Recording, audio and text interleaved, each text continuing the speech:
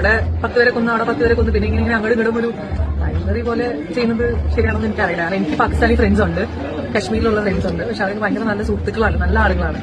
അപ്പൊ നമ്മളിപ്പോ കുറച്ച് ആൾക്കാരെ മെച്ചാക്കിയെന്ന് പറയുമ്പോൾ മൊത്തത്തിൽ ആ രാജ്യത്തിനോട് ഭയങ്കര എതിർപ്പുള്ള പോലെയല്ലേ നമ്മൾ നിൽക്കുന്നത്. ഇവളെ പോലെ രണ്ട് തന്തയ്ക്ക് പറഞ്ഞ മക്കൾക്കൊക്കെ ഈ പാകിസ്ഥാനിൽ ഫ്രണ്ട്സ് ഉണ്ടെന്ന് പറഞ്ഞ് ഇന്ത്യയും ഇന്ത്യൻ ആർമിയൊക്കെ എന്ത് ചെയ്യണമെന്ന് ഇവള് വിചാരിച്ചിരിക്കുന്നത്? എത്ര ലാഘവത്തോടു കൂടിയാണ് ഇന്ത്യയിൽ ഒരു 10 പേരെ കൊന്നതിന് നമ്മൾ തിരിച്ച് 10 പേരെ കൊല്ലണമെന്നൊക്കെ ഇത്രയും കോൺഫിഡൻസോട് കൂടി ചോദിക്കുന്നത്? ഇന്ത്യയിൽ മരിച്ചു വീണ ഭീകരവാദികളാൽ കൊല്ലപ്പെട്ട ഇന്ത്യക്കാരായിട്ടുള്ള ആളുകളോട് യാതൊരു സഹാനുഭൂതി ഇല്ലാതെയാണ്, വളരെ ഒരു കൂസലും ഇല്ലാണ്ട് ഇത്രയും മിടുക്കോടെ വന്നിരുന്ന് പറയുന്നത്. സത്യം പറഞ്ഞ് ഇവക്കൊക്കെ ഈ പാകിസ്ഥാനിലുള്ള ഫ്രണ്ട്സ് ആരൊക്കെയാണ്, ഇവക്ക് പാകിസ്ഥാനുമായിട്ടുള്ള ബന്ധം എന്താണ് എന്നൊക്കെ വളരെ കൃത്യമായിട്ട് അന്വേഷിച്ച് തരേണ്ട കാര്യമാണ്. പാകിസ്ഥാൻ ഇന്ത്യയിൽ വന്ന ഏതെങ്കിലും ഒരു 10 പേരെ കൊന്നതിന് തിരിച്ച് നമ്മൾ ചെന്ന് അവിടുത്തെ ഒരു 10 പേരെ കൊന്നാൽ ശരിയാവൂ എന്നൊക്കെ ഒരു ഉളുപ്പുമില്ലാതെ നവമാധ്യമങ്ങൾക്ക് മുൻപിൽ വന്നിരുന്ന് ചോദിക്കുന്ന മണ്ടന്മാരോടും മണ്ടികളോടും എനിക്ക് ഒന്നേ പറയാനുള്ളൂ. ഇന്ത്യ തീർത്തത് പാകിസ്ഥാനിലെ ഏതെങ്കിലും 10 സിവിലിയൻസിനെ അല്ല. ഇന്ത്യയിൽ എല്ലാ കാലത്തും ഭീകരവാദ പ്രവർത്തനങ്ങൾ അഴിച്ചുവിടുകയും ഇന്ത്യയുടെ സമാധാനത്തെ എല്ലാ കാലത്തും തകർക്കാൻ ശ്രമിക്കുകയും ചെയ്തിരുന്ന പാകിസ്ഥാൻ ചോറ് കൊടുത്തു വളർത്തിവിട്ട ഒരുപാട് ഭീകരവാദികളുടെ ക്യാമ്പുകളെയാണ് ഇന്ത്യ ഇന്ന് തകർത്തിരിക്കുന്നത്. ഇന്ന് നടക്കുന്ന ഈ ഓപ്പറേഷൻ സിന്ദൂറിനെ എതിർക്കുന്നവരോട് പറയാനുള്ളത് ഒറ്റ കാര്യം മാത്രമാണ്.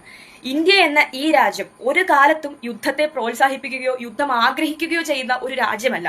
നമുക്ക് ആർക്കും ആഗ്രഹമില്ല ഇന്ത്യ യുദ്ധം ചെയ്യണമെന്ന്. ഇന്ത്യയുടെ പ്രധാനമന്ത്രിക്ക് ആഗ്രഹമില്ല ഒരു യുദ്ധം നടക്കണമെന്ന്. ഇന്ത്യയുടെ സൈന്യത്തിന് ആഗ്രഹമില്ല ഒരു യുദ്ധം നടക്കണമെന്ന്. കാരണം യുദ്ധം എല്ലാ കാലത്തും വിനാശങ്ങൾ മാത്രമേ ഉണ്ടാക്കൂ എന്നുള്ള പൂർണ്ണ ബോധ്യം നമുക്കുണ്ട്. പക്ഷേ ഇന്ത്യ മഹാരാജ്യത്തിൽ എല്ലാ കാലത്തും ഭീകരാക്രമണം അഴിച്ചുവിടുകയും നമ്മൾ വേണ്ട എന്ന് വെച്ച് ക്ഷമിച്ചു വിടും തോറും നമ്മുടെ തലയിൽ കയറി നിറങ്ങി നമ്മുടെ രാജ്യത്തിന്റെ പീസ്ഫുൾനെസ് ഇല്ലാതാക്കാൻ ശ്രമിക്കുകയും നിരന്തരമായി ചെയ്തുകൊണ്ടിരിക്കുമ്പോൾ തിരിച്ചടിക്കുക എന്നുള്ളതല്ലാതെ അതിനപ്പുറത്തേക്ക് നമുക്കൊരു മാർഗ്ഗമില്ല. ഇന്ത്യയിൽ മരിച്ചു വീണത് ഏതെങ്കിലും ഒരു 10ഓ 20ഓ പേരല്ലേ? അവർക്ക് വേണ്ടിയിട്ട് എന്തിനാണ് രാജ്യത്തെ മുഴുവൻ കൊലക്കി കൊടുക്കുന്നത്, ഒരു യുദ്ധം പ്രഖ്യാപിക്കുന്നത് എന്നൊക്കെ ചോദിക്കുന്നവരോട് ഒറ്റ ഉത്തരമേ ഉള്ളൂ. നിങ്ങളുടെ കുടുംബത്തില്, നിങ്ങളുടെ വീട്ടില്, നിങ്ങളുടെ ബന്ധുക്കളായിട്ടുള്ള അല്ലെങ്കിൽ നിങ്ങളുടെ സുഹൃജനങ്ങളായിട്ടുള്ള ആരെങ്കിലും ഒരാൾ മരിച്ചു വീഴുന്നത് വരെ നിങ്ങൾക്ക് ഈ മരണപ്പെട്ടു പോകുന്ന വ്യക്തികളൊക്കെ ഏതോ ഒരു വ്യക്തിയായിരിക്കും. പക്ഷെ ഇത് എന്റെ രാജ്യമാണ്, ഈ രാജ്യത്ത് ജനിച്ചു വളർന്ന ഓരോ ഇന്ത്യൻ പൗരനും എന്റെ സഹോദരിയാണ് എന്നുള്ള പൂർണ്ണ ബോധ്യം നിങ്ങളുടെ ഉള്ളിലുണ്ട് എന്നുണ്ടെങ്കിൽ ഇന്ത്യയിൽ പാകിസ്ഥാൻ ഭീകരവാദികൾ കൊന്നു തള്ളുന്ന ഓരോ വ്യക്തിയും നിങ്ങൾക്ക് നിങ്ങളുടെ സ്വന്തം വീട്ടിലെ ആളെ പോലെ നിങ്ങൾക്ക് തോന്നും. തിരിച്ചടിക്കണം എന്നുള്ള പൂർണ്ണ ബോധം നിങ്ങൾക്ക് തോന്നും. ഇന്ത്യൻ ആർമിക്കെതിരെയും ഓപ്പറേഷൻ സിന്ദൂറിനെതിരെയും അനാവശ്യമായിട്ടുള്ള ഫേക്ക് ന്യൂസുകൾ പടച്ചുവിടുന്നവർക്ക്, അനാവശ്യമായിട്ടുള്ള ചിന്തകൾ ആളുകളിലേക്ക് പ്രചരിപ്പിക്കുന്നവരെ ഒന്ന് ചിന്തിക്കണം.